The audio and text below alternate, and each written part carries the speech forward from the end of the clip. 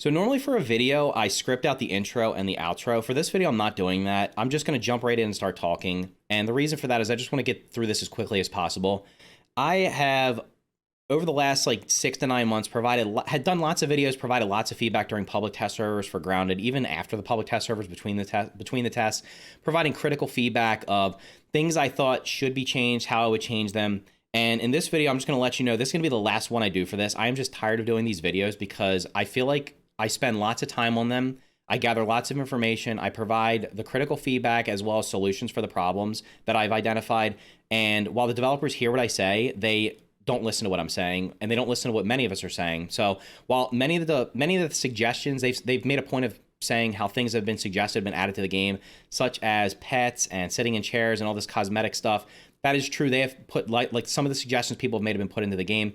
However, when anybody's ever critical of the major changes they've made to the game, very little, if anything, is done with it. So that's what this video is going to be about. It's going to be about talking about the changes I think need to happen in order to get this game back on track for 1.0 release and to be able to keep as many people playing the game as possible. So before we begin, what I want to do is I want to thank my channel members, especially King Bling Blah Gaming, Matthew Campbell, Stephen Van, and all my other channel members for helping make videos like this possible. If you're interested in becoming a channel member, click the join button below or the link in the description. Let's get started. So I want to be right up front, and this is, I don't know, this might be the most controversial take I've ever had, but I kind of think that what needs to happen is armor and weapon upgrades need to be removed from the game. They, in my opinion, at first when weapon upgrades were added, I felt like, okay, this is adding some RPG mechanics to the game. It's pretty decent. But shortly afterwards, after figuring out how much resources it took to upgrade them, it quickly became like, okay, this is just a grind fest. I don't like this. Then they tacked on that by putting in the 3-hit combo system. Then they tacked onto it by putting in the armor upgrades, which we'll talk about.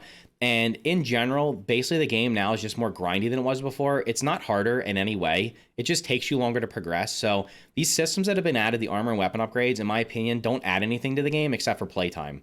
And that's just how I feel about it. They don't make the game harder. They don't make the game more challenging. They don't add any real depth to the game, which I originally kind of felt they would. They just make it take longer to get from point A to point B. And I have a perfect example of this. And the reason I'm making this video is because of the stream I did on last Friday, when I was co-op streaming with Original Ryan, another YouTuber that covers Grounded and other games. We started a fresh save in the Into the Wood update, or the Into the Wood public test server, have carried it through after the update. And we've essentially done most of the stuff in the game. And leading up to Friday, the only things we had left to do were the Termite Hill, the Broodmother, and then the last 4 mixers. So honestly, I thought we might be able to knock that all out in 1 to 2 streams, right? Like maybe even 1.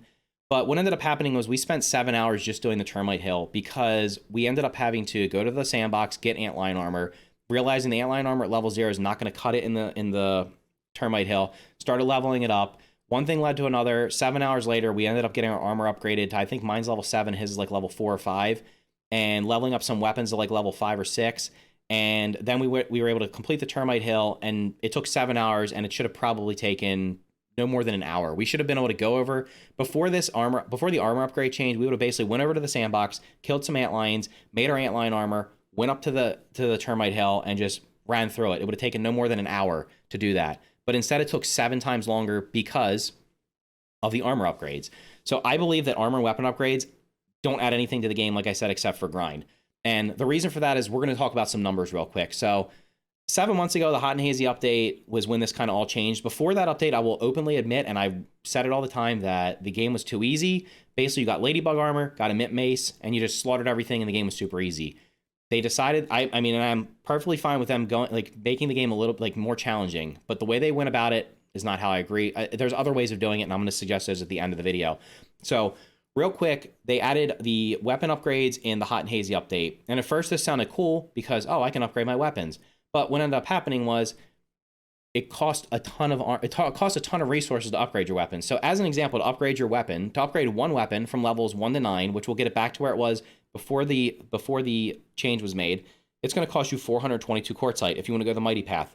It's going to cost you 62 just to get it to level 5, which is okay. But if you want to get it back to the full stats it was before this change, because the weapons were nerfed, you have to get it to level 9, and that's going to be 422 quartzite. Now, as an example, if you just want to max out, let's say you just want to max out some of the weapons in the game, so we'll go over to the weapons tab. If you just want to max out these 5 tier 3 weapons, which would be logical. Maybe you level up some of these along the way. But if you just want to level up these 5 and you go the mighty path, it's going to cost you 2,110 quartzite plus the 75 twinkling shells because you need 15 for each one. But the quartzite's the big cost. 2,110 quartzite if you go the mighty path just to level up these 5 weapons. That doesn't include any of the other weapons you're leveling up along the way, because surely you can't progress through the game with level 0 weapons. So you're going to need far more than that. But if you get towards the end, you're going to need that much quartzite. To me, that is just ridiculous, because before the weapon upgrades were added, I could just craft these weapons. Well, some of them, because some of these weren't in the game. But essentially, if these were in the game, I could craft them, like the Mint Mace, craft it, and just use it, and it would be dealing the damage it was dealing. So there's the solution that developers have come up with to make the game more challenging was to basically nerf the weapons, make us take hours to grind resources to level them up back to where they were before. And what does that get us? Nothing, because along the way, while I'm getting the resources, the quartzite, I'm not going to be fighting the enemies I would have been fighting. I'm going to go get the quartzite in the safest places, go back and process it, repeat the process, and so on and so forth. So that's just the weapon upgrades. In addition to that, they added the 3-hit combo system, which many people... So people complained... I know I and many other people complained that the cost of upgrading weapons was too expensive. Nothing was done about it. 3-hit combo system. Actually, and also, the weapons were nerfed. Nothing was changed about the weapons. I don't believe any of the weapons really had any major changes to make them stronger. 3-hit combo system. So when you swing a weapon 1, 2, 3... Before the change, each one of those hits would deal the exact same amount of damage. As an example, this spiky sprig is going to say it's going to deal... What is this? I've upgraded to level 5, so it's going to deal 3 damage, right? It's supposed to deal 3 damage per hit. After they put in the 3-hit combo system, that's not the case anymore. First hit's going to do 1.5. Second's going to do 3. Third's going to do 4.5. So in total, you're going to deal the same amount of damage. The problem is if you miss that third hit, you're now dealing far less damage, because the first 2 hits, instead of doing a total of 3 and 3, are now only going to deal 4.5, which means you're losing, what is that, about 25% of your damage, right? So putting that in, and most enemies, when you're fighting them, you can't even get in a 3-hit combo, because by the time you go to swing for the 3rd time, you have to block. Otherwise, you're going to take damage. So completely, like, that was a big, big pain point for lots of people, and they completely ignored it, didn't do anything about it. It's still in the game. They changed the way stamina works with swinging, but then turned around and made the armors use more stamina. So in the end, it kind of is like a wash. It doesn't really make much of a difference. Now we're going to get to the armor, because the armor upgrades are the more recent one. Armor upgrades were added in the most recent update, the Into the Wood update. Now, again, on paper, these sound like they're cool. Oh, you have to upgrade your armor and get better stats and stuff like that. But what ended up happening was you have to get your armor back to... You have to level your armor to level 9 to make it feel like it was before the update. So if you were to make armor before this update, let's say you were making the... Let's say early game, you make the acorn armor. It's going to provide you with a certain amount of defense. Nope, not anymore.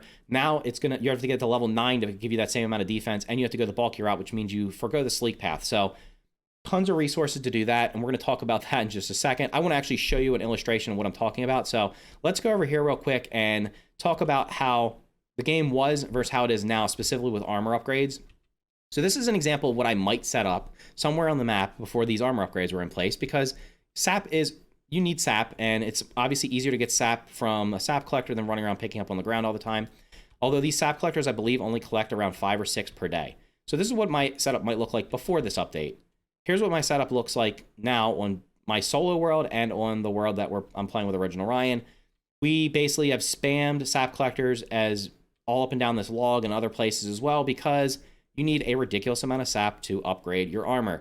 So now let's talk about the numbers you need to upgrade your armor, because it's far more staggering than the quartzite for the weapons. So if you want to upgrade one set of armor, which means the 3, like the headpiece, the chest piece, and the leg piece, you're going to need 315 sap. Thus why I have all those sap collectors set up. You're going to need 225 crude rope, 90 acid glands, 90 grub hide, 45 bug loop, 36 berry leather, 18 pupa leather. That's what you're going to need to upgrade one set to max. Now, if you want to upgrade all the sets, we're going to do these numbers kind of like, and we're just talking about the sets here. We're not talking about the one-off pieces like the Mask of the Mother Demon, the Firefly Headlamp. We're just talking about the 11 sets that are currently in the game, from Antlion all the way down to Clover, which is the weakest. If you want to upgrade one of each of those sets, not only one, because there's 2 paths. Once you get to level 6, you can either go the sleek or the bulky route.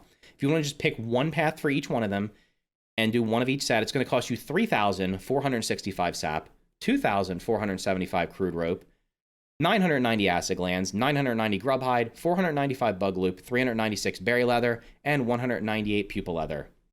Now, I don't know about you, but I don't want to grind the game that much, to be completely honest. I don't mind putting in hundreds of hours into a game. I put hundreds of hours into this game, about 600 at this point, as I'm recording this. But having to go around and set up all these sap collectors, gathering the acorns to make the sap collectors, then setting up grinders and spinning wheels and chopping down weed stems and putting them in the grinders to make them into the rope. That's just not challenging gameplay. It's literally not adding anything to the game except the amount of time it takes for me to get from the beginning until the end. And I don't understand that decision. It's not making the game harder. And like I said at the beginning of this video, I definitely agree the game should be harder, but I would not gone about doing it that way. So those numbers are kind of staggering to me. If you want to upgrade one of each thing in the game, it's going to be even worse. But like, just tell me how anybody's going to reasonably get 3,465 sap. How long does that take? If you're only getting 5 or 6 per each one of these, right now it looks like there's 5 in there. I think I've had them set up for at least a couple of days. So how long is it going to take someone to get all that sap? That's just insane. Even for one set, the 315, the 225.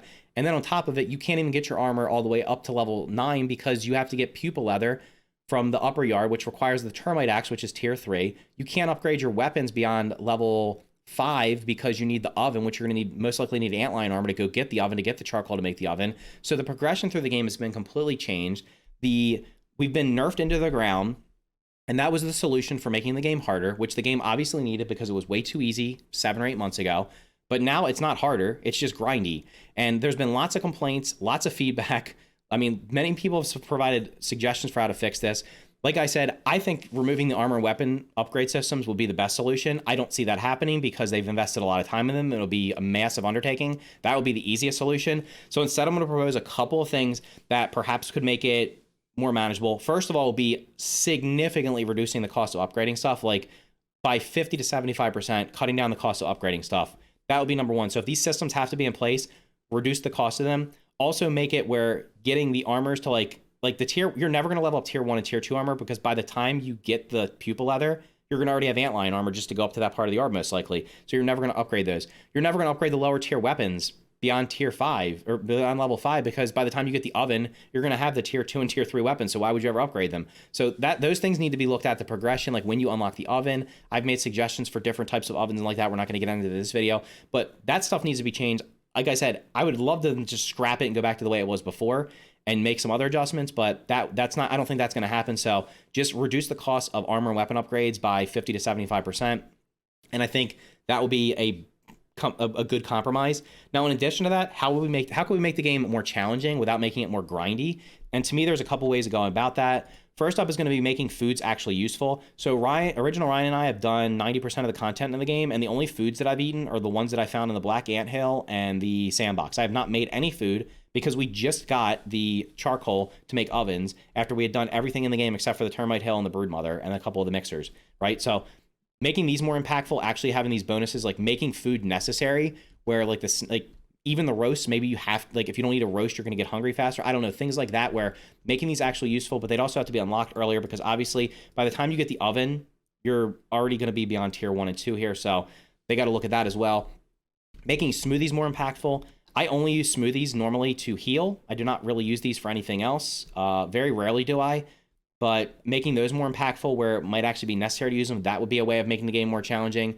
Making combat more interesting. So rather than just spamming your weapon or trying to perfect block, adding things like dodging or rolling, improving the enemy's AI so that they're not just like getting stuck on stuff, so that you can still stand on a rock or a high place and kill many things without them doing it. Like they'll just sit there and take it. So improving the AI, I know that's easier said than done, but that definitely needs to be taken into consideration.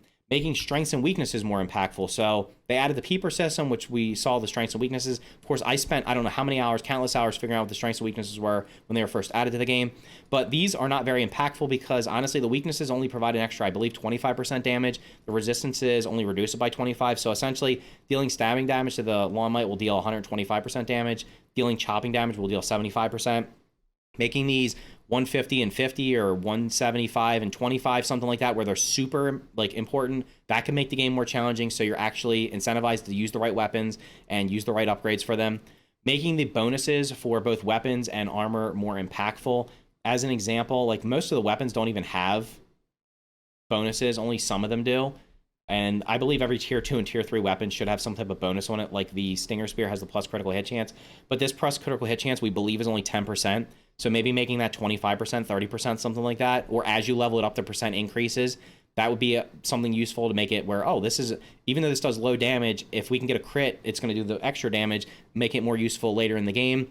Same thing with the armors. Most of the armor bonuses from my testing and from other people's testing, the consensus seems to be that they feel underwhelming. Armor in general feels underwhelming. So making those bonuses, whether it's the piece bonus, the set bonus, or the sleek upgrade path, making those all more impactful by double or tripling the amount of impact they have on the game, that could make the game, that would make the game more challenging by having to pick the ones you need to pick for specific situations and actually making it more useful. Perhaps like incentivizing perfect blocking, where if you don't perfect block, you take more damage and so you're incentivized to block, perfect block, or do the other things like dodge and roll, stuff like that I suggested before.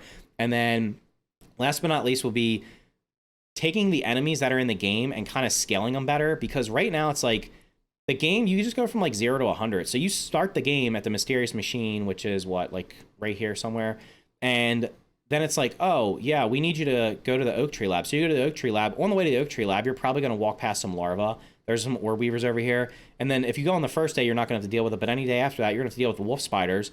The wolf spider's going to one-shot you.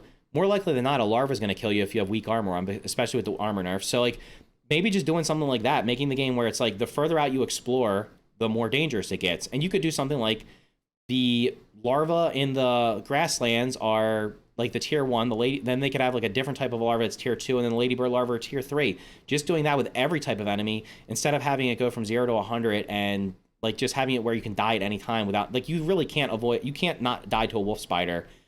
People have said, well, in other games there's tougher enemies, and like I've been playing V Rising a little bit. You're right. At the very beginning there's stone golems and there's these tree guys that are way too hard for me. You know what I can do? I can just run from them. I can't run from a wolf spider because the wolf spider is going to catch me. It's going to hit me. It's going to deal poison damage. And I'm going to die. So those are just some suggestions for how to fix it. Like I said, I would love to see them just remove the armor and weapon upgrades. I don't see that happening, but I think that would be the best thing, because my biggest fear is right now that this game is going down a path where it started off where it was a kind of casual, easy survival game. It's cartoony. It's inviting to younger people. It's inviting to casual players. But now it's going down the path of where it feels like it's more on the side of like green hell, and it's like super, like you're just going to die a lot. It's almost like a roguelite or a Souls-like game where you're just going to die a lot and have to suffer through that while taking tons of durability damage every time you die to your armor, and then spending hours grinding the resources just to do the stuff. And, you know, this game, in the end, if it's only a 15 or 20 or 30-hour story-driven survival game, that's perfectly fine. There's been many games like that in the past, like Subnautica, The Forest, games like that where they're story-driven, you play them. Most people will just play them through one time and do them and be done with it, and then you'll have a small percentage of the people that want to put hundreds of hours in it to do building and stuff like that, and that's perfectly fine. But just artificially increasing the gameplay time, which is what these upgrade systems have done, it's just not fun in my opinion, and it's kind of turning me off the game. I'm still playing it. I still like playing the game, but for a new player, I just see that these changes, and for fresh playthroughs specifically, because I've done them now, it's a grind fest, and for the sake of being a grind fest without making the game really harder. So those are my opinions on what I would like to see change. Like I said, this is the last time I'm doing one of these videos. I am not going to do any more feedback videos. I will obviously, if I find bugs in a public test server or an update that comes out between now and 1.0 or after 1.0, I will certainly point those out, but I'm not going to spend hours recording videos or spending time gathering footage to do videos to provide feedback that is going to be heard but not listened to, and that's just super frustrating. So let me know what you think. Do you agree or disagree with me down in the comments below? If you found this video interesting, make sure to hit the like button and consider subscribing for more videos just like this. If you want to support the channel even more, click the join card on the screen right now or the join button down below this video. Thank you for watching, and I'll see you in the next video.